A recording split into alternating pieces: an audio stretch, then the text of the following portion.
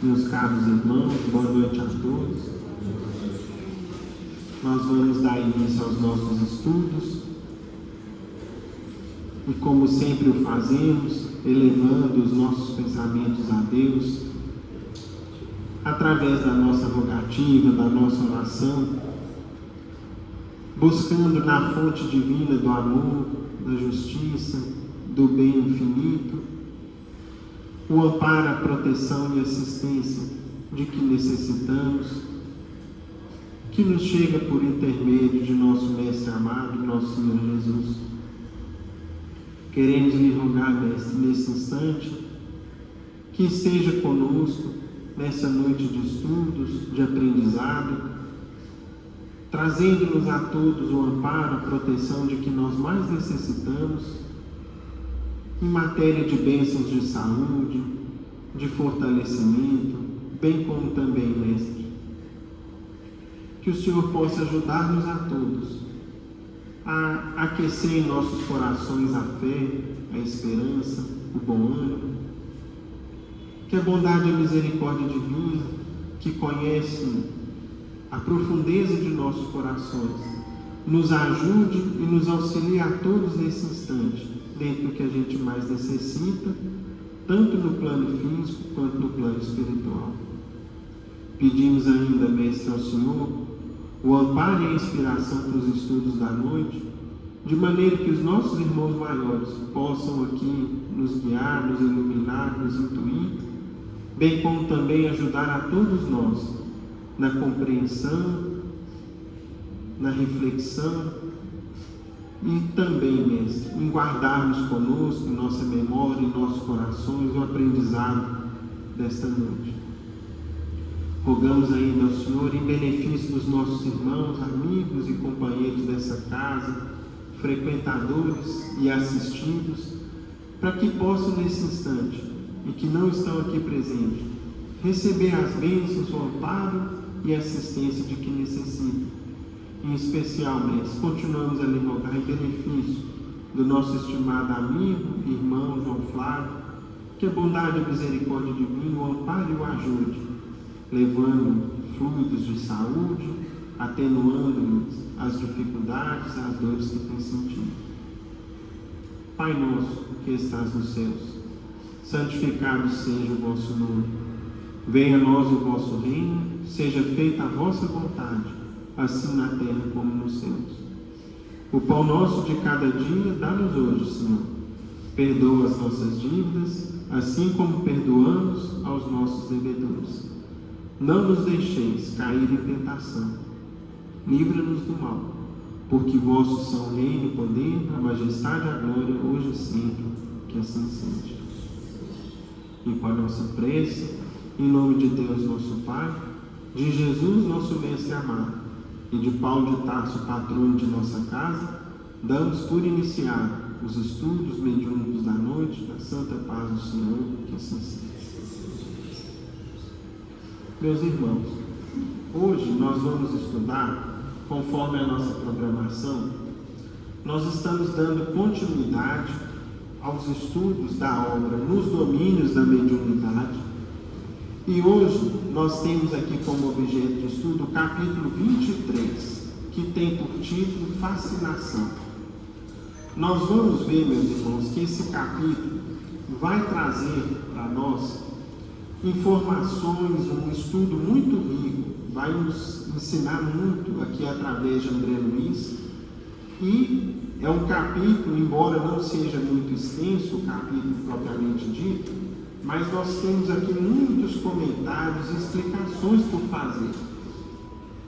Nós vamos então iniciar a leitura, proceder aqui aos comentários, às explicações, e em seguida, ao final da reunião, nós vamos franquear a palavra para aqueles que quiserem tirar alguma dúvida, participar ou complementar o estudo da noite. Vamos lá. O capítulo 23, para a gente contextualizar o nosso estudo. O que acontece? Nós temos aqui, meus irmãos, um episódio que vai acontecer com uma das pessoas que estava em tratamento na subcorrente da reunião mediúnica. Então, no capítulo anterior, que é o de número 22, Nós vimos o processo ocorrido com uma senhora que estava na subcorrente, ou seja, após o período das comunicações da reunião, mais no período final, e agora uma segunda senhora que estava em tratamento, que estava passando por um processo obsessivo muito difícil. Nós vamos ver aqui a experiência dele e vão ser trazidos para nós aqui alguns conceitos também que dizem respeito à mediunidade. Então vamos lá, iniciando a leitura e os comentários. Levantara-se a dama, a senhora, de esquisita maneira, e, rodopiando sobre os calcanhares, qual se o motor lhe acionasse os nervos, caiu em convulsões, inspirando piedade. Então vejam só, assim que terminou a comunicação da outra pessoa que estava na subcorrente, essa senhora levantou-se da subcorrente, deu um giro numa rapidez, assim, um fenômeno inesperado, caiu no chão e começou a se contorcer em convulsões. Começou ali a passar uma grande dificuldade. Vejam que interessante, meus irmãos. Qual que é o primeiro ponto que a gente observa? Até aquela hora, a espiritualidade maior fazia o quê? Continha o fenômeno.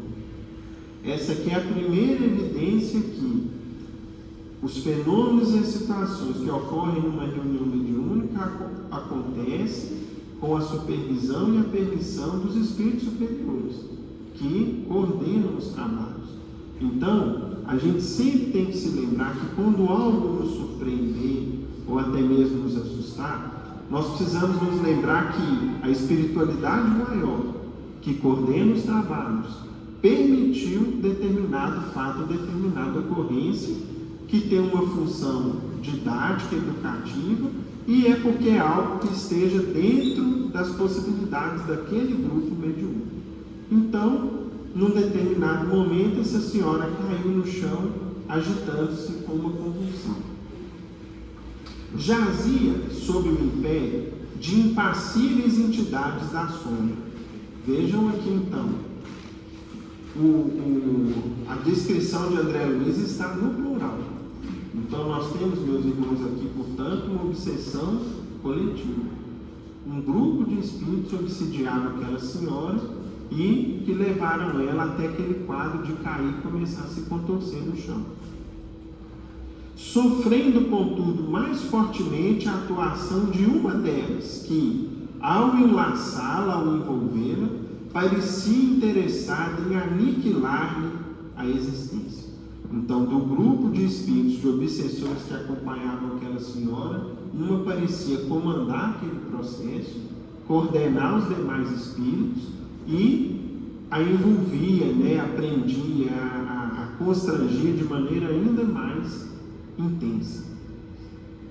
A infortunada senhora, quase que uivando, à semelhança de uma loba ferida, gritava a debater-se no piso da sala, sob o olhar consternado de Raul, que exorava a bondade divina em silêncio. Portanto, vejam aqui, meus irmãos, ao iniciar uma situação dessa que nos enche o coração de compaixão por um quadro como esse, qual que é a primeira reação, seja do dirigente do grupo, seja de todo o grupo? É atitude de prece. Não é desespero, não é apavoramento, não é descontrole, é um apelo a que todo o grupo intensifique as preces, as orações. E era o que o dirigente fazia, o Raul. Portanto, vejam, meus irmãos, que no primeiro momento ele nem sequer se dirige ao espírito obsessor. Não era hora disso. Naquele primeiro instante era hora de prece, silêncio, recolhimento de todo o grupo e do dirigente. Coleando pelo chão, ou seja, qual que era a atitude daquela senhora pelo chão da sala mediúnica? Ela rastejava pelo chão, ela serpenteava. Então vejam que era um quadro obsessivo muito difícil para chegar numa situação como essa. coleando pelo chão, adquirira animalesco aspecto, não obstante sob a guarda generosa de sentinelas da casa. Então, ela lhe se rastejava pelo chão, mas, no plano espiritual, o que se podia observar? A vigilância, ou seja, os espíritos amigos superiores, que tinham por objetivo, por missão, cuidar da segurança do recinto mediúnico, estavam atentos, estavam presentes e estavam em trabalho de assistência. Portanto, aquilo ali não acontecia à revelia ou de maneira descontrolada. Aulus, que era o orientador de Hilário e de André Luiz, e o irmão Clementino, que era o dirigente espiritual do grupo, usando avançados recursos magnéticos, interferiram no deplorável duelo, constrangendo o obsessor a desvencilhar-se, de certo modo, da enferma, que continuou ainda assim, dominada por ele a estreita distância. Então, começou aqui o processo de assistência. Em que sentido? Tanto o dirigente espiritual do grupo, como o Aulus, que era um espírito superior, que era o instrutor de Hilário e de André Luiz, interviram naquela situação, com o magnetismo, com a prece, conseguiram afastar aquele irmão que constrangia aquela senhora de maneira mais intensa, auxiliando tanto a ele quanto a ela. Mesmo assim, meus irmãos, o que permaneceu? Um quadro de dominação telepática. O afastamento ocorreu, mas ainda assim a telepatia do obsessor com a mente da senhora obsidiada permaneciam ligados um ao outro. Após reerguer a doente, auxiliando a sentar-se rente ao marido, nosso instrutor deu-se prece em explicar-nos. Então vejam que interessante. Qual foi a primeira providência? Preces e amparo magnético. Após as preces e o amparo magnético, afastado do obsessor e vindo uma situação de mais calmaria para a senhora que era obsidiada, levantaram-a do chão, assentaram ela novamente em seu assento, do lado do seu marido que acompanhava, para a reunião prosseguir.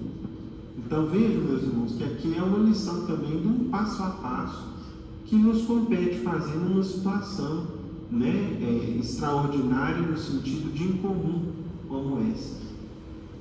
E aí o Aulus agora vai começar a explicar para o André Luiz e para o Hilário e também para nós o que acontecia naquele quadro. É um problema complexo de fascinação. Nossa irmã permanece controlada por terrível hipnotizador desencarnado, assistido por vários companheiros que se deixaram vencer pelas teias da vingança. Então vamos lá para a gente relembrar.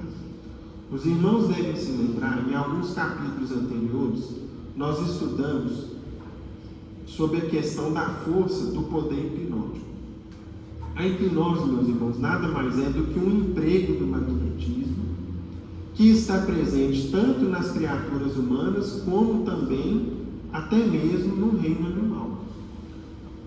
Eu me lembro aqui, por exemplo, em um dos estudos que nós fizemos, nós trouxemos o exemplo da serpente, que é um dos animais que tem o maior poder hipnótico na natureza.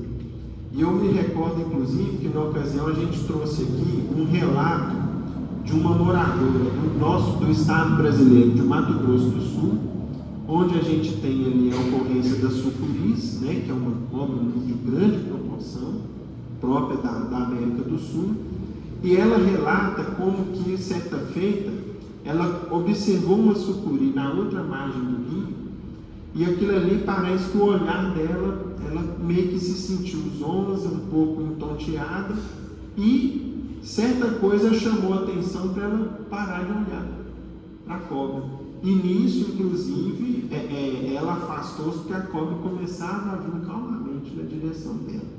Portanto, a hipnose, que tanto pode ser usada como o magnetismo e tantas outras potências da natureza, para o bem ou para o mal, em processos obsessivos, ela vai ser utilizada por mentes poderosas, ainda vinculadas ao mal, para poder infligir sofrimento e dificuldades para um ou determinado grupo de pessoas em processo obsessivo.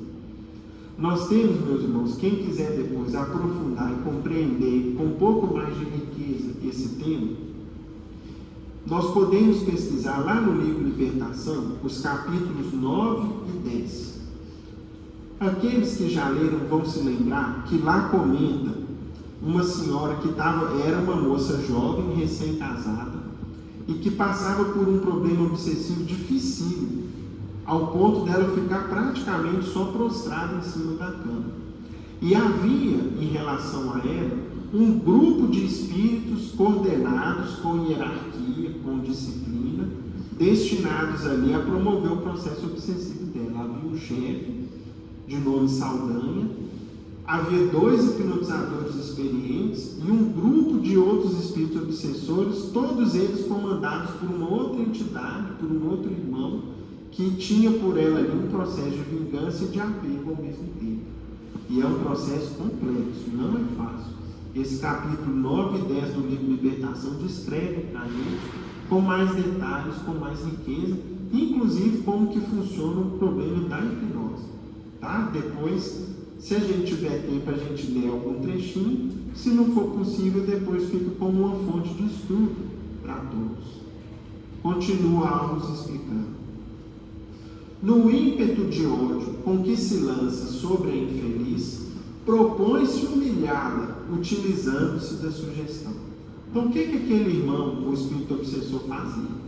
Ao jogá-la no chão, fazer com que ela uivasse, com que ela imitasse um animal e uma serpente, aquilo ali, meus irmãos, para qualquer um de nós seria um quadro que é extremamente constrangedor. Né? Quem de nós gostaria de chegar a um extremo de um processo obsessivo, que de uma hora para outra a gente fosse jogado no chão, arrastasse pelo chão, ou seja, às vezes aquilo ali se machucasse, constrangesse um familiar? Imagina o marido dela mesmo, o tanto que o coração dele apertava vendo a esposa, né? Passar por aquilo, talvez se ele fosse ali um iniciante no espiritismo, de maneira aparentemente inexplicável. Depois ele ia compreender as causas profundas, conforme nós vamos ver aqui. Não fosse o concurso fraterno que veio recolher nesse santuário de prece, ou seja, não fosse a presença dela numa reunião mediúnica, na qual ela participava na qualidade de beneficiada, de assistida, na subcorrente, em tratamento de desobsessão, em transes como este, seria vítima integral da licantropia deformante. Está aqui um primeiro conceito que é trazido para a gente nesse capítulo. O que é licantropia, meus irmãos? Algumas edições do livro Nos Domínios da Mediunidade, a minha, por exemplo, traz aqui uma nota de pé de página, explicando para a gente o seguinte: ideia fixa na qual o doente se acredita transformado em lobo ou outro animal selvagem. Então, é um processo no qual a pessoa começa a se assemelhar e a se comportar como um animal. Às vezes um lobo, tanto é que ela aqui o invade, conforme o relato de André Luiz. E esse tipo de comportamento, esse tipo de transtorno, ao estudar o tema, nós vamos observar inclusive o seguinte: ele é comum, aliás, dentro dos enfermos psiquiátricos, nos hospitais psiquiátricos, por exemplo, vez ou outra há relatos de transtornos dessa espécie. Ou seja, irmãos nossos que às vezes estão internados com problemas psiquiátricos e que lá se comportam ou agem como animais. Também, meus irmãos, para compreender melhor esse tema, nós temos também no livro Libertação, o capítulo 5. Esse trecho do livro Libertação, se tiver um tempo, nós vamos até priorizar a leitura dele, para a gente ver como que acontece a licantropia no mundo espiritual, ou seja, quando a pessoa já não está mais encarnada, e como que o fenômeno da licantropia, para aqueles que estão desencarnados, portanto, são espíritos e perispíritos, chegam até mesmo a plastificar no perispírito o formato de um animal, como um lobo ou uma serpente, por exemplo. Ou seja, O espírito humano, né, no caso o perispírito, que é plástico, que é maleável, perde temporariamente a forma humana e se assemelha a um animal, por um tempo, porque nenhum sofrimento é eterno. Aquilo ali é um estágio de sofrimento, de muita dificuldade, de expiação, mas que depois se reverte. Depois, se der tempo, nós vamos descrever e vamos ver como que isso acaba funcionando. Tá? Vamos avançar no capítulo. Muitos espíritos pervertidos no crime abusam dos poderes da inteligência, fazendo pesar tigrina crueldade sobre quantos ainda sintonizam com eles pelos débitos do passado. Ou seja, o que nós vamos começar a ver aqui? Ninguém sofre sem razão. Aquela moça, aquela senhora que estava passando por aquele processo doloroso, passava por isso com a permissão divina, em virtude de um débito muito difícil que ela trazia do passado, que vai ser descrito aqui para nós.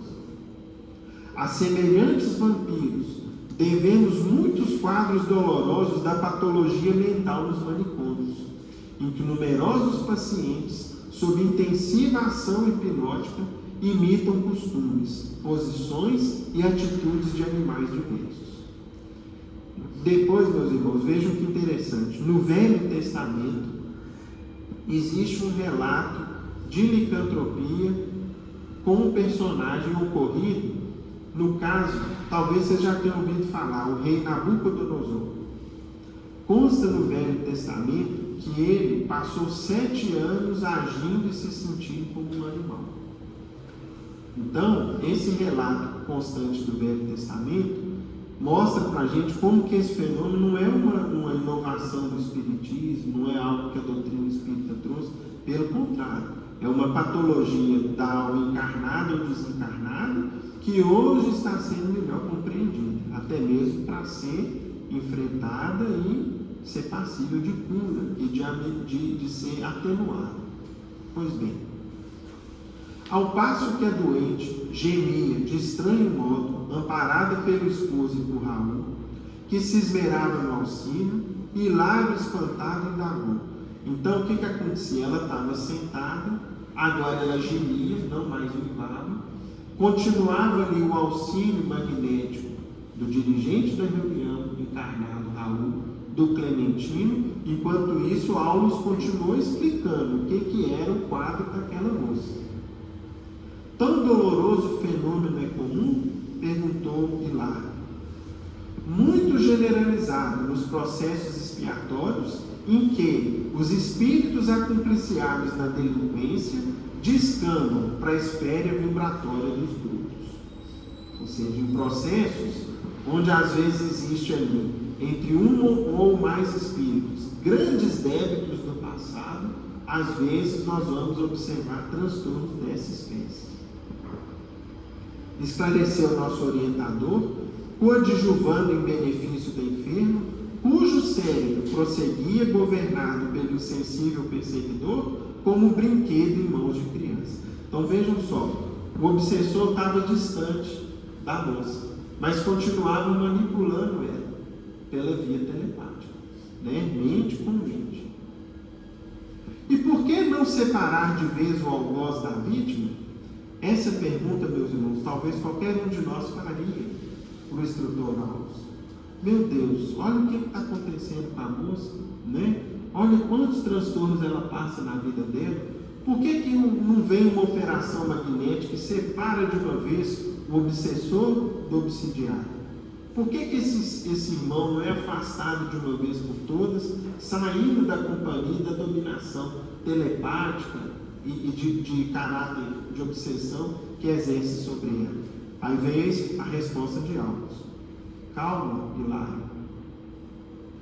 Ainda não examinamos o assunto em sua estrutura básica. Ou seja, Hilário, você ainda não sabe o que está por trás de um processo obsessivo dessa natureza. Toda obsessão tem alicerces na reciprocidade. Isso aqui, meus irmãos, é um conceito que nós, enquanto espíritas, estamos sempre voltando nele. Nenhum processo obsessivo se estabelece constituindo o encarnado como vítima e o desencarnado como algoz.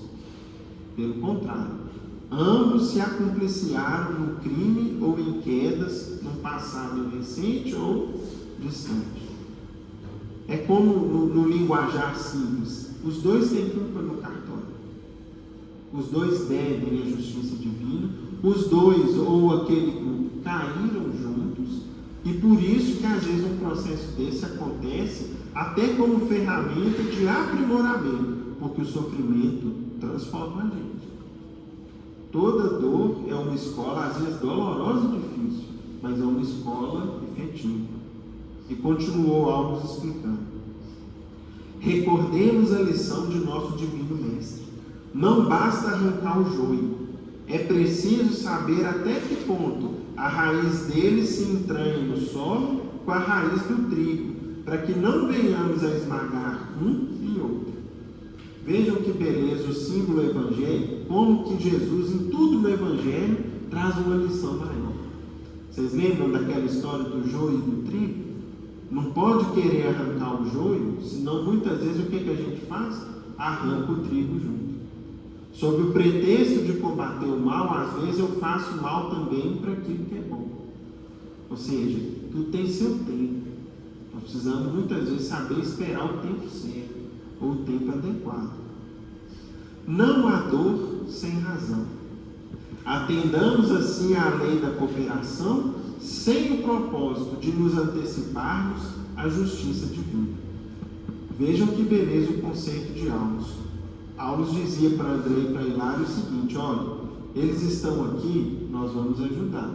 Agora, o tempo em que essa separação vai se dar, o modo que vai se dar, o momento em que isso vai acontecer, isso aí já está o quê? Isso aí é afeito a Deus. Não nos compete julgar, por exemplo, que perseguidor terrível, coitadinha da obsidiada, não. Nós precisamos compreender melhor as circunstâncias. Raul, sob o controle do mentor da casa, tentava sossegar o agitado comunicante, recordando as vantagens do perdão e incutindo-lhe a conveniência da humildade e da prece. Nessa altura, meus irmãos, o que o Raul Silva, que era o dirigente encarnado do grupo, começou a fazer? Começou a falar então da necessidade do perdão, do esquecimento das faltas, de que nós precisamos perdoar para ser perdoados, que nenhum de nós está isento de falha, que é de acordo com o perdão que a gente dá aos nossos irmãos, que a gente também é perdoado por Deus, que as nossas faltas vão ser consideradas de uma maneira diferente se a gente for misericordioso. Enfim, ele já falava sobre a necessidade do perdão, bem como também o exercício da humildade continuada em prece. Aflito, como não querendo perder o fio da lição, meu colega abeirou-se de nosso orientador e alegou. Então o Hilário perguntou para Aulus o seguinte: todavia, para colaborar em favor desses irmãos em desespero, será suficiente o concurso verbalista? Vejam que interessante. Será que nesse caso, o fato de Raul Silva estar ali falando, isso está adiantando alguma coisa? Está sendo eficiente? Está surtindo efeito? Era o que, em poucas palavras, Hilário perguntava para Aulus. Vejam a resposta. Não lhes estendemos simplesmente palavras, mas acima de tudo nosso sentimento. Toda frase articulada com amor é uma projeção de nós mesmos. Portanto, meus irmãos, vejam o seguinte: quando Raul falava ali, talvez aquele espírito, ou mesmo obsidiado, nem compreendiam ou tomavam pé do que estava sendo dito. Só que o que eles sentiam? As vibrações. As vibrações que iam junto com as palavras começavam certamente a tocar o coração de ambos. Quando Raul Silva virava e falava: ô meu irmão, perdoa, esquece, você está sofrendo com isso, você é o maior prejudicado, sua vida paralisou com você nessa situação, tudo aquilo, meus irmãos, ia cheio de vibrações. E aquilo certamente tinha o seu efeito, a sua efetividade.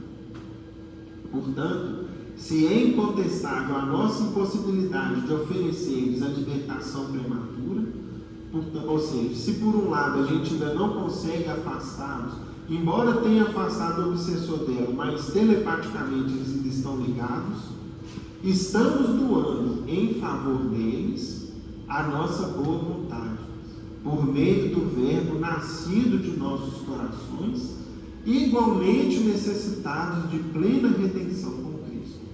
Então vejam, meus irmãos, que num quadro como esse, não adiantaria ao Raul, por exemplo, ter uma postura ali enérgica, virar para aquele irmão que obsidiava a moça e falar: olha o que você está fazendo com ela, você não pode fazer uma coisa dessa, isso é um absurdo, você está sendo descaridoso. Nada disso, nada disso.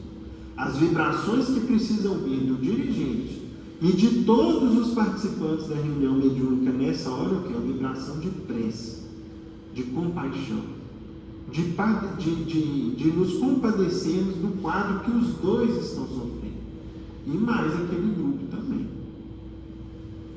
E num tom demasiado significativo, August acrescentou: analisando o pretérito, ao qual todos nos ligamos pelas lembranças amargas, somos enfermos em assistência recíproca. Vejam que interessante, meus amigos. Vez ou outra, a gente comenta aqui, a gente traz o seguinte conceito: numa casa espírita, a casa espírita, aliás, se assemelha a um hospital. E nesse hospital, enquanto no hospital normal tem lá a equipe médica, a equipe de enfermagem, a equipe administrativa e as especializações médicas, etc., na casa espírita o hospital é diferente. Em que sentido? Todo mundo é enfermo. Todos nós somos enfermos. Não é um conceito nosso, é um conceito aqui de August. Somos enfermos em assistência recíproca. Portanto, o que acontece? O enfermo que está um pouquinho menos doente ajuda o que está precisando um pouco mais, mas ele não deixa de ter a condição de enfermo. Ou seja, meus amigos, quando a gente nos observa uns aos outros na casa espírita, dentro do clima de fraternidade e de amizade que a gente vai construindo, quais enfermidades ocultas ou aparentes cada um de nós carrega? Nós não sabemos. Muitas vezes, ocultos, pela roupagem da matéria, nós não conseguimos perceber uns nos outros as lutas íntimas que a gente enfrenta. Quantos de nós lutam com determinada tentação? Outros já não têm aquela tentação. Uns são tentados pelo orgulho, outros são tentados pela vaidade, outros são tentados pela preguiça, pela inércia, outros são tentados e pelas facilidades do poder e do dinheiro, e estão sendo testados no limite do que eles vão fazer com aqueles recursos emprestados por Deus, etc, etc. Portanto, não existe motivo para vaidade, não existe motivo para diferenciação, para título, para hierarquia aqui dentro. Nós somos irmãos em tratamento, todos nós. Continuamos. Não seria lícito guardarmos a pretensão de lavrar sentenças definitivas pró ou contra ninguém, porque na posição em que ainda nos achamos, todos possuímos contas maiores ou menores por liquidar. Interrompendo a conversação, nosso instrutor lançou-se ao amparo eficiente da dúvida em desesperada contenda. Naquele ponto, portanto, o August deu um tempinho nas explicações, foi ajudar a moça obsidiada e o obsessor pelo concurso magnético. Para o cuidado fraterno de que dava testemunho, a doente e o perseguidor mereciam igual carinho. Aplicou passes de desobstrução à garganta da enferma e em breves instantes o verdugo começou a falar por intermédio dela, numa algaravia, cujo sentido literal não conseguimos perceber. A algaravia tem também aqui uma nota de pé de página nos explicando que é uma linguagem muito confusa e incompreensível. Portanto, vejam o que aconteceu. O Aulus, então, aplicou passes na região, do aparelho fonador da médium. Ao aplicar os passes, é como se houvesse desobstruído, e ela então começou a manifestar ali numa linguagem incompreensível. Ela começou a falar algo ali que eles não conseguiam compreender em seu sentido literal. Entretanto, pela onda de pensamento que lhe caracterizava a manifestação, sabíamos que a ira se lhe extravasava do ser. Então vejam que interessante. Embora não fosse possível compreender o que estava sendo dito, literalmente, a vibração dava para perceber com clareza. Era uma vibração, meus irmãos, de raiva, de muita ira, de muito ódio. Raul Silva, a seu turno, recolhendo impressões idênticas pela dura inflexão de voz com que as palavras eram pronunciadas, procurava asserená-lo quase em vão. Então vejam, nós já lemos nos capítulos iniciais desse livro o seguinte: o grupo mediúnico de Raul Silva não era um grupo qualquer, era um grupo que tinha pessoas de grande mérito, não eram santos, criaturas perfeitas, nem missionários, mas tinha lá Raul Silva, tinha Celina, tinha Eugênia. A Celina, inclusive, era uma pessoa que tinha uma mediunidade já muito desenvolvida pelos méritos pessoais dela, e mesmo nesse grupo equilibrado, bem formado, vejam que aparentemente não estava acontecendo um socorro efetivo naquele processo obsessivo. Isso aqui, meus irmãos, traz uma lição importante para a gente, que é a seguinte: o grupo mediúnico, ele pode ajudar até um determinado ponto. Além de um determinado ponto, o próprio grupo mediúnico precisa ter a humildade de reconhecer que, às vezes, em determinada situação, em determinado problema obsessivo, ele se torna como que impotente, como que pouco efetivo.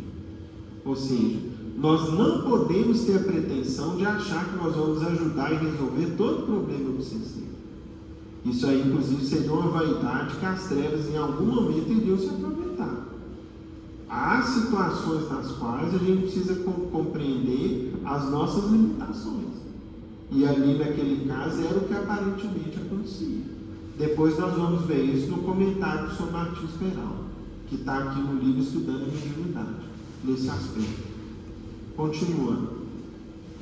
Observando a enferma, completamente transfigurada e assinalando-nos a muda interrogação, Aulus se deteve por alguns minutos a auscultar o cérebro do comunicante e o da médium, como a sondar-lhes o mundo íntimo, e em seguida voltou para junto de nós. Vejam que interessante o que vai acontecer agora. O Aulus pediu um momentinho para Hilário e para André Luiz, foi para junto da entidade comunicante e da senhora obsidiada, encarnada, e começou a fazer o seguinte: uma auscultação do mundo íntimo deles. O que é a situação deles? Ele começou a investigar, fazer um diagnóstico das causas daquele problema obsessivo, e vai trazer uma descrição para a gente. Diante da profunda apreensão que passou a dominar-lhe o rosto, então ele foi percebendo, foi sondando, foi como que fechando o semblante com aquilo que ele observava naquela auscultação. Diante da profunda apreensão, Hilário tomou-me a dianteira, perguntando assombrado: a que causa atribuir semelhante conflito? Ou seja, o que você pôde perceber, Aulus? E aí nós vamos ver, meus irmãos, como que um problema dessa natureza tem raízes profundas no tempo. Vai ser descrito aqui agora para a gente. Aulus vai explicar o seguinte: tentei alguma penetração no passado, a fim de algo saber, respondeu o orientador entristecido. Ou seja, ele observou ali um quadro certamente muito difícil, muito doloroso. As raízes da desavença vêm de longa distância no tempo. Não obstante o dever de não relacionar pormenores, de não relacionar detalhes, para não conferir maior saliência ao mal, posso dizer que o enigma perdura, vai já em pouco mais de 1 milênio. Olhem só, meus irmãos. Quando havia começado aquele problema? Há mais de 1000 anos. Vejam o que é o tempo em relação ao sofrimento, a um processo de ódio, de vingança, quando ainda não entrou o remédio do perdão. Então, Aulus começou a dizer o seguinte: olha, eu não vou trazer os detalhes porque são desnecessários. Mas a primeira informação que eu trago para vocês é a seguinte: esse processo começou há 1000 anos atrás, há pouco mais de 1000 anos atrás. Vejam só. Nosso infeliz irmão fala um antigo dialeto da velha Toscana. Vamos ver, vocês sabem aí onde fica a Toscana? Itália. A região até muito bonita, né? No norte da Itália, onde tem lá Florença e outras cidades que tem um apelo turístico muito grande. Portanto, aquelas palavras ininteligíveis para todo o grupo mediúnico era um antigo dialeto da Toscana, onde, satisfazendo a obsidiada de hoje, ou seja, atendendo a um pedido dessa moça que está aqui hoje, que na época estava encarnada lá com ele, se fez cruel estrangulador. Era legionário de Hugo, o poderoso duque da Provença no século X. E aí, meus irmãos, vejam que interessante. O Espiritismo, e aí a gente fica encantado com a mediunidade do Chico. O Chico, essas principais obras dele, ele trouxe no início do trabalho mediúnico dele. Chico fez primário, tinha uma educação primária, foi até o 4º ano, atual 5º ano de hoje em dia, ou chamado Fundamental 1. Esse detalhe trazido aqui, hoje em dia nós temos uma ferramenta fantástica chamada internet, Google, né? Fui fazer a pesquisa e achei lá. Esse poderoso duque da Provença, de nome Hugo, ele viveu do ano 880 a 947 e foi rei da Itália no ano de 924 a 947. Portanto, né, ele foi rei até a morte dele, até que ele não tivesse mais vida. Então, esse personagem aqui era um legionário desse rei da Itália do século X. Pela exteriorização a que se confia, acompanhe as terríveis lembranças. Reporta-se ao saque de que participou na época que nos referimos, no qual, para satisfazer a mulher que lhe não correspondeu ao devotamento, teve a infelicidade de aniquilar os próprios pais. Tem o coração como um vaso transbordante de fé. Então, vejam a trama criminosa que ele e ela haviam se envolvido, ou seja, o que ele acabou fazendo, né, cometendo crimes, tirando a vida dos próprios pais, para satisfazer um capricho, um pedido dela, que depois ainda lhe negou a companhia, ainda rejeitou ele. Era a trama que estava por trás de um processo obsessivo dificílimo, como que a gente observa. Ou seja, meus irmãos, aí a gente para e pensa, né? Onde que eles vieram reencarnar para poder curar isso? Aqui, ó, no Brasil, no Hospital do Mundo. Pátria do Evangelho significa Hospital do Mundo.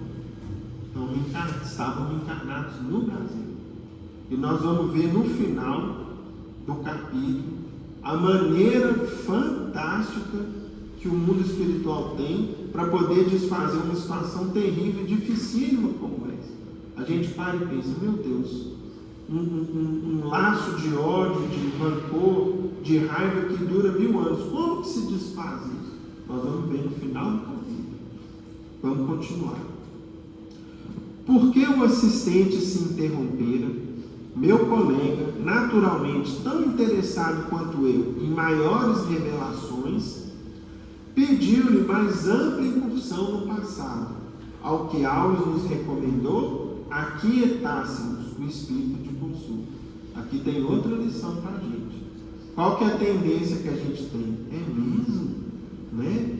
Quer dizer então que ele foi funcionário do Hugo, o rei lá da Toscana, da Provença, e que mais? Me conta mais. Aí Aulus falou, meus filhos, isso é o suficiente, né? Vocês não precisam saber nada mais além disso. Então, meus irmãos, é um ponto de alerta para nós. Sermos curiosos em matéria de mediunidade só vai nos trazer prejuízos. O que nos for trazido ou revelado, a gente tem que trabalhar com aquilo. E não querer, né, igual a gente fala no linguajar popular, puxar a língua, né, de Aulus ali para ele contar mais, trazer mais detalhes, para quê? É completamente desnecessário. O que era necessário já estava exposto ali. A volta aos quadros terrificantes, largados ao longe por aquelas almas em sofrimento, a ninguém edificaria. Ou seja, não tem a menor necessidade de recapitular ou de trazer maiores detalhes. E aí a gente se lembra, inclusive, do estudo nosso da última terça-feira aqui no Solar, né? Esquecimento do passado. Imagina a gente reencarnar se lembrasse dos detalhes de uma encarnação nossa dessa época. O que a gente andou aprontando também? Então, meus irmãos, o passado é melhor deixar ele quieto, né? Porque basta estudar as nossas más tendências, as nossas inclinações, que é o suficiente para a gente começar a se corrigir, sem querer saber detalhes. Eram 2 corações desesperados, no inferno construído por eles mesmos. Não convinha analisar-lhes o sepulcro de fogo e lama nas sombras da retaguarda. Restaurando a atenção no estudo que nos cabia fazer, lembrei a questão do idioma. Aí vejam que interessante, vai vir um segundo ponto de estudo aqui para nós agora. Qual que era o ponto e a pergunta de André Luiz? Era a seguinte: achamos-nos no Brasil e a obsidiada ensaiava frases num dialeto já morto, já extinto. Por que motivo não assimilava o pensamento da entidade a empolgar-lhe o cérebro em ondas insofreáveis, transformando em palavras do português corrente, qual acontecer em numerosos processos de intercâmbio sob nossa observação?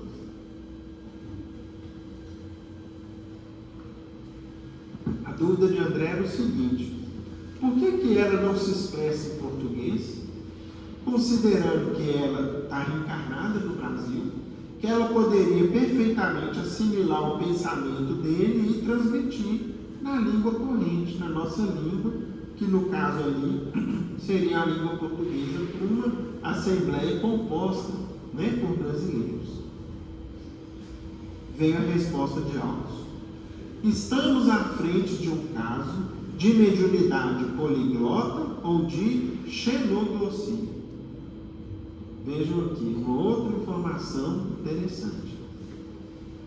Explicou o assistente: o filtro mediúnico, ou seja, meus irmãos, o que é isso? É quando o médium se expressa numa outra língua.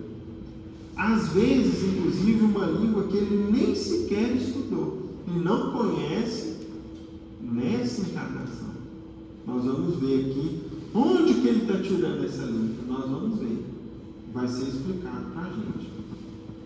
O filtro mediúnico e a entidade que se utiliza dele acham-se tão intensamente afinados entre si que a passividade do instrumento é absoluta, sob o império da vontade que o comanda de modo positivo.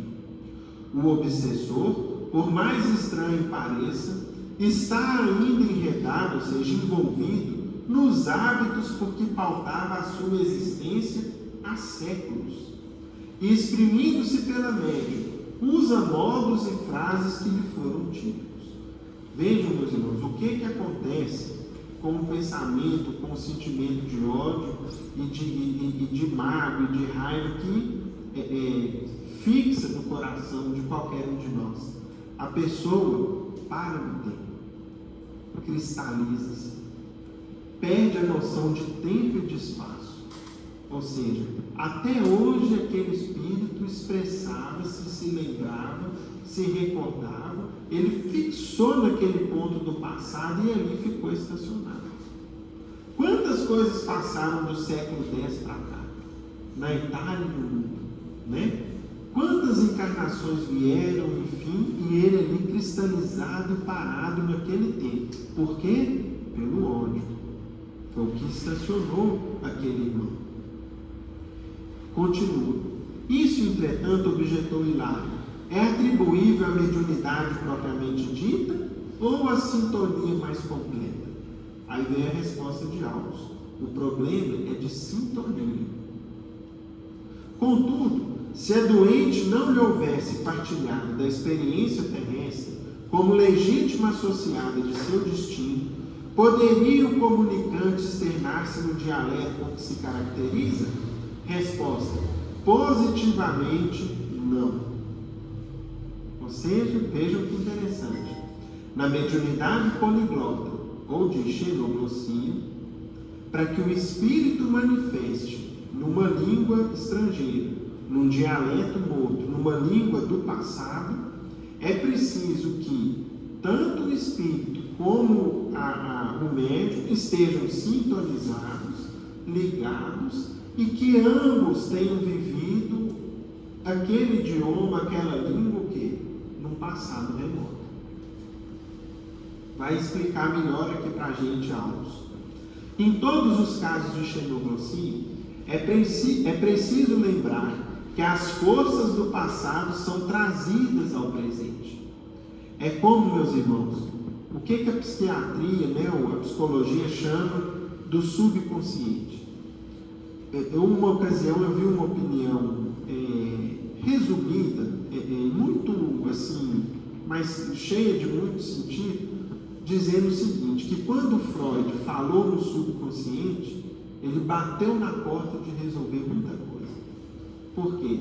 Porque ele tomou como subconsciente todo o arquivo de experiências que cada um de nós teve, do ventre até o presente. Só que ele bateu na porta, ele ficou no ventre para frente. Faltou o quê? Abrir a porta e entrar no passado. Portanto, o subconsciente, na verdade, é um arquivo muito grande, muito, talvez aí com terabytes, né, com gigabytes de capacidade de retenção, que fica adormecido. Na xenoglossia é como se o espírito comunicante buscasse lá no fundo o seguinte: você já falou essa língua, então vamos expressar por ela, porque em você eu encontro o aprendizado, a bagagem que você teve dela um dia. E continua. Os desencarnados, elaborando fenômenos dessa ordem, interferem quase sempre por meio de impulsos automáticos nas energias subconscienciais, mas exclusivamente por intermédio de personalidades que lhes são afins no tempo. Então, vejam, meus irmãos, que é necessário o patrimônio espiritual, a bagagem do aprendizado, e segundo, uma sintonia no tempo entre o comunicante e o médium encarnado. Não basta a gente ter o patrimônio, é preciso ter algum grau de sintonia com aquele espírito que se comunica por meio daquela língua estrangeira ou língua extinta. Quando um médium, vejam esse exemplo aqui que interessante. Quando um médium analfabeto se põe a escrever sob o controle de um amigo domiciliado em nosso plano, isso não quer dizer que o mensageiro espiritual haja removido milagrosamente as pedras da ignorância. Ou seja, existem episódios, especialmente nos primórdios do Espiritismo, de médiuns, inclusive acho que tinha alguns que eram contemporâneos a Eurípides Barçanufo, lá em Sacramento. Às vezes era uma pessoa, um camponês, com a vida toda no campo, aí de repente ele ia para uma reunião mediúnica e psicografava. Acabava a reunião e não sabia escrever nada. Mas quer dizer que o espírito ali alfabetizou ele, ensinou ele a escrever? Não. O que o espírito comunicante fez? Buscou a bagagem do passado dele para poder utilizar agora a escrita. Por quê? Para a gente escrever na atual existência, o que a escola faz com a gente? Nos primeiros anos aí, né, do ensino infantil, treina essencialmente o que? Habilidades motoras e de coordenação. O que eles trabalham essencialmente é a motricidade, né? Fazer volta. Tanto é que a criança, às vezes, eu vejo o pequenininho em casa de 5 anos, vai fazer os 6, aí faz invertido, faz tudo. É assim, espelhado, porque está trabalhando as habilidades motoras e de coordenação. Então, quando uma pessoa que nessa existência é analfabeta, ainda não habilitou-se na escrita, vai para uma reunião mediúnica e psicografa, não é que o espírito comunicante fez com que ele adquirisse como por milagre a habilidade da escrita, e sim que resgatou nele no passado aquela habilidade que estava adormecida. Mostra simplesmente que o psicógrafo traz consigo, de outras encarnações, a arte da escrita já conquistada e retida no arquivo da memória, cujos centros o companheiro desencarnado consegue manobrar. Hilário fez o gesto indagador do aprendiz e insistiu. Então lá vem o Hilário com mais uma pergunta, né? Ele pergunta para a gente, no fundo, né? Tudo que ele pergunta vai educando a gente. Então vamos lá. Podemos concluir, então, que se a enferma fosse apenas médium, sem o pretérito de que dá testemunho, a entidade não se exprimiria por ela numa expressão cultural diferente da que lhe é própria? Resposta: sim, sem dúvida alguma. Viram, meus irmãos, que interessante? Ou seja, se o simples fato de ser médium, mas sem ter o passado, aquilo guardado ali no patrimônio espiritual, não seria o suficiente, por exemplo, uma comunicação em língua estrangeira ou num dialeto de amor. E de olhar vago acentuou: o fato sob nossas vistas pode ser, de certo modo, comparado às correntes d'água. Cada qual tem o seu nível. As águas à flor da terra guardam a serventia e o encanto que lhes são peculiares. Contudo, somente as águas profundas encerram o tesouro educado e oculto das enormes forças latentes, que podem ser convenientemente utilizadas quando aquelas são trazidas à superfície. Ou seja, nós temos, como em nós, por exemplo, comparando com o mar, né, com o lago, tem as águas da superfície que estão ali cheias de utilidade imediata, podem ser captadas, têm vida abundante, né, podem ser usadas para dessedentar, para irrigar as plantas, etc. Só que existem as águas profundas, que têm a sua utilidade, a sua serventia também. O que mora nas águas profundas do nosso patrimônio espiritual? O que será que nós trazemos? Adormecido, às vezes, né, a 100, 200, 300, 400 metros de profundidade, né? E a gente imaginar as profundezas do oceano na Terra, que ainda são altamente desconhecidas da humanidade, né? Existem fenômenos que se operam em águas profundas que são fantásticos e que aos poucos a ciência está nos revelando, inclusive que trazem informações e grande utilidade para a vida na Terra. Existem correntes marítimas em águas profundas, enfim, tem um campo de estudo aí repleto de conhecimento. E continuando, a lição era de grande valor. No entanto, fazia-se necessário agir no trabalho de assistência.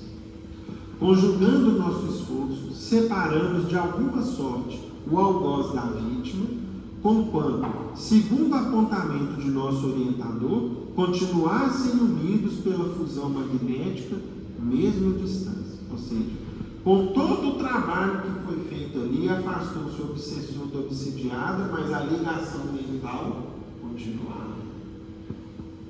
Companheiros de nossa esfera, retiraram o espírito obsidente, ou seja, o obsessor, encaminhando a certa organização socorrista. Vejam que beleza. O obsessor chegou, inclusive, a ser levado para uma instituição de tratamento e de socorro. Não que isso representasse, meus irmãos, o problema, o fim do processo obsessivo. Pelo contrário, às vezes aquele ali seria um primeiro esforço. O que poderia acontecer ali, talvez alguns dias, alguns minutos, algumas horas depois? Eu não vou ficar aqui não, eu vou embora. E voltasse para junto da companhia dela. Só que é um esforço. Talvez numa outra oportunidade ela vai voltar lá, ele vai ser novamente amparado, assistido, e nisso vai sendo feito o socorro. Ainda assim, a doente gritava, afirmando estar à frente de medonho estrangulador em vias de sufocá-la. Ou seja, agora ela começou a dizer o seguinte, que tinha na frente dela um homem querendo enforcá-la. Aplicando-lhe passes de reconforto, vejam aqui, Auro está ali o tempo todo, Raul e Clementina, ajudando ela. E aí Auro explicou o seguinte, agora é apenas um fenômeno alucinatório, natural em processos de fascinação como este. Perseguidor e perseguida jazem na mais estreita ligação telepática, agindo e reagindo mentalmente um sobre o outro. E aí, meus irmãos, a gente para e pensa o seguinte, né? Imagina um quadro desse, como dessa irmã, sem espiritismo. Como que seria classificado e tratado? Ela é louca, né? Esquizofrênica, tem que lobotomia, choque elétrico, remédio, tarja preta do mais forte possível. O problema em si seria solucionado? Não. Teria ali algum efeito nos sintomas, naquilo que ela passava. Talvez atenuaria a dor, levaria um pouco mais de quietude, mas o problema em si não seria atacado em suas causas profundas. Gradativamente a enferma acalmou-se. Fim da crise. Perguntei ao nosso orientador sobre o remédio definitivo à dolorosa situação. Ao que respondeu com grave tom. Aqui é que é a maravilha, gente. Aqui a gente vê como que Deus é maravilhoso, cheio de amor, de misericórdia, e tem processos fantásticos para que um dia a gente saibamos nos amar uns aos outros. Extinga o ódio, extinga a raiva, extinga a inimizade. Isso não vai ter mais lugar em nenhum recanto da terra. Ou seja, André perguntou o seguinte, como que vai resolver uma situação dessa? Qual que é o remédio definitivo? E aí ele explicou. A doente está sendo preparada, tendo-se em vista uma solução justa para o caso. Ela e o verdugo, em breve, serão mãe e filho. Não há alternativa na obtenção do trabalho redentor. Energias divinas do amor puro serão mais profundamente tocadas em sua sensibilidade de mulher, e nossa irmã praticará o santo heroísmo de acolhê-lo no próprio ser. Em seguida, deixando-nos pensativos, caminhou no rumo de outro necessitado e exclamava: louvado seja Deus pela glória do lar, pela glória da família. Então vocês vejam, meus irmãos, que maravilha o meio de começar a resolver aquilo. Quando uma mãe pega o filhinho no colo, ela não está pensando se é um inimigo do passado, o que ele fez com ela, o que ela fez com ele. Simplesmente ele enche-se de amor E naquele clima, naquela vibração de amor e na dependência com que a criança reencarna e renasce, outros laços vão ser construídos. Nós precisamos observar que numa situação como essa, não vai ser, meus irmãos, um processo fácil. O que vai acontecer aqui? Possivelmente, quando perguntar para ela, né, fulano de tal, você quer ser mãe? Nem não quero ser mãe de jeito nenhum. Eu tenho um mau pressentimento, eu sinto que eu não vim para ser mãe. Aí vamos imaginar que inicie-se a gestação. O que vai ser característico de um quadro como esse? Um quadro, meus irmãos, de muita dificuldade. Sugestões de aborto vão ser constantes. Seja pela dificuldade dela, pelo problema vibracional de manter no próprio ventre um inimigo ferrenho do passado. Então vai ser uma gestação difícil, cheia de transtornos, de dificuldades, sugestões de aborto. Possivelmente depois, ao vir a criancinha se conseguir manter e a criancinha vir à luz, vai ser às vezes uma infância difícil. Mais tarde, um filho teste, um filho complicado, só que tudo aquilo ali, vejam só o termo usado aqui por Aulus, aqui ó, praticará o santo heroísmo de acolhê-lo no próprio ser. Se essa mãe, por exemplo, tomando consciência disso tudo, fizer o maior esforço possível de ser uma mãe zelosa, carinhosa, e que eduque o filho desde o princípio, que tenha paciência, que saiba resignar, que saiba renunciar, que se sacrifique em benefício dele, talvez ao fim de uma encarnação, se não estiver resolvido, o problema vai estar bem encaminhado para uma solução. Graças ao quê? A um novo nascimento, a uma encarnação. Isso, meus irmãos, é fantástico. Por isso que nós, na qualidade de espíritas, quando vem, por exemplo, tema de aborto, a mulher tem a liberdade de fazer o que quer, a gente precisa deixar claro o seguinte: sempre que um nascimento se programa, sempre que um nascimento se efetua, por mais difíceis as circunstâncias, nós temos que compreender a situação espiritual que está por detrás. Às vezes, numa circunstância dolorosa, vai ser resgatado um grande crime do passado, um grande débito do passado que a gente não faz nem ideia, a gente nem sequer imagina. Por isso que aqui nessa casa, por exemplo, a gente tem um grupo de gestantes, educamos as mãezinhas, às vezes chegam aqui, né, nos primeiros anos da vida adulta, da juventude, já trazendo uma vida dentro do ventre, a gente faz todo o apoio, todo o incentivo. O seguinte: filhinha, recebe seu filho, mantenha a gestação, faça de tudo. Se Deus permitiu que ele venha, tem uma finalidade, tem um propósito. E nisso a gente faz aqui um esforço que nós, na qualidade de espíritas, sempre devemos nos preocupar. Ou seja, uma nova vida na Terra é sempre, em qualquer circunstância, um fator de redenção, de aprimoramento, de crescimento, de quitação dos débitos com a justiça divina, que às vezes a gente não imagina. Bom, meus irmãos, nós agora vamos franquear a palavra. Acabei passando aqui um pouquinho do tempo e só vou interromper a gravação e em seguida a gente passa a palavra para os irmãos participarem conosco.